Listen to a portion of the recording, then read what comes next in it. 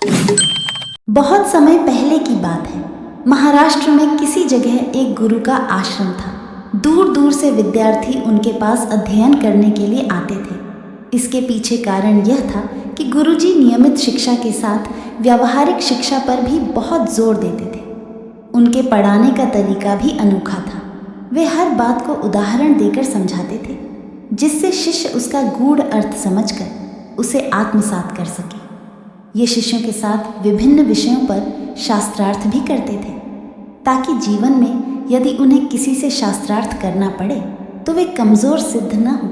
एक बार एक शिष्य गुरु के पास आया और बोला, गुरुजी, आज मैं आपसे शास्त्रार्थ करना चाहता हूँ। गुरुजी बोले, ठीक है, लेकिन किस विषय पर? शिष्य बोला, आप अक्सर कहते हैं कि सफलता की सीढ़ियाँ चढ़ चुके मनुष्य को भी नैतिक मूल्य नहीं त्यागने चाहिए। उसके लिए भी श्रेष्ठ संस्कारों रूपी बंधनों में बंधा होना आवश्यक है।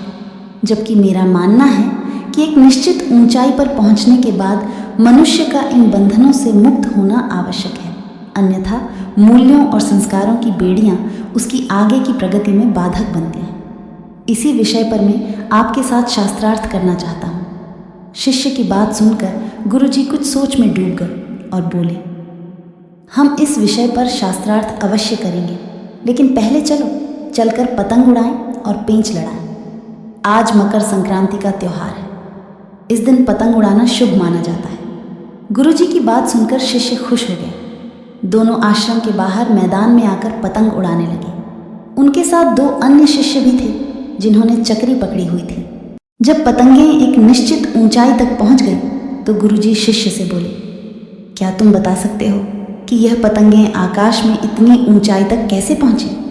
शिष्य बोला, जी गुरुजी, हवा के सहारे उड़कर यह ऊंचाई तक पहुंच गई। इस पर गुरुजी ने पूछा, अच्छा तो फिर तुम्हारे अनुसार इसमें डोर की कोई भूमिका नहीं है? शिष्य बोला, ऐसा मैंने कब कहा?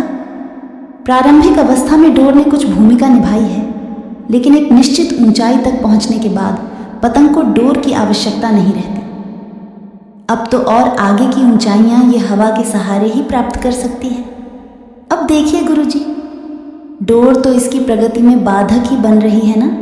जब तक मैं इसे ढील नहीं दूंगा यह आगे नहीं बढ़ सकती।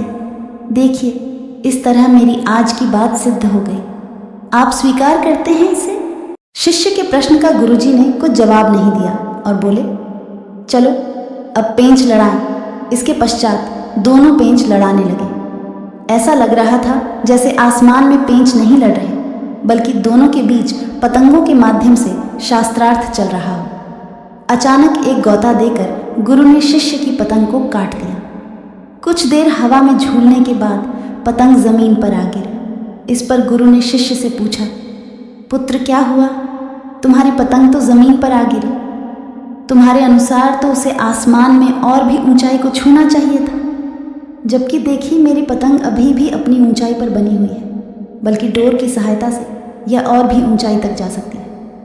अब क्या कहते हो तुम?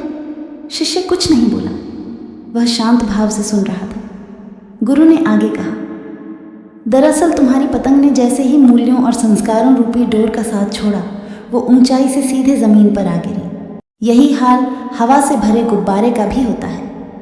वह यह सोचता है कि अब मुझे किसी और चीज़ की ज़रूरत नहीं और वह हाथ से छूटने की कोशिश करता है, लेकिन जैसे ही हाथ से छूटता है उसकी सारी हवा निकल जाती है और वह ज़मीन पर आ गिरता है।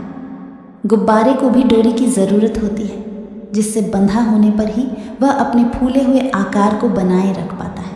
इस तरह जो हवा रूपी झूठे आधार के सहारे टिके रहते हैं, उनकी यही गति होती है। शिष्य को गुरु की सारी बात समझ में आ चुकी थी और पतंगबाजी का प्रयोजन भी। शास्त्रार्थ के इस अनोखे प्रयोग से अभिभूत वह अपने गुरु के कदमों में गिर पड़ा। गुरुजी ने उसे आशीर्वाद देते हुए कहा कि यह मकर संक्रांति का सच्चा ज्ञान है।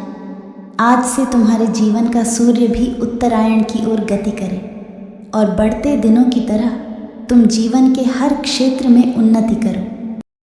तो ये थी आज की रोचक कहानी। अगर कहानी पसंद आए तो लाइक शेयर करें और चैनल को सब्सक्राइब करना मत भूलना। धन्यवाद।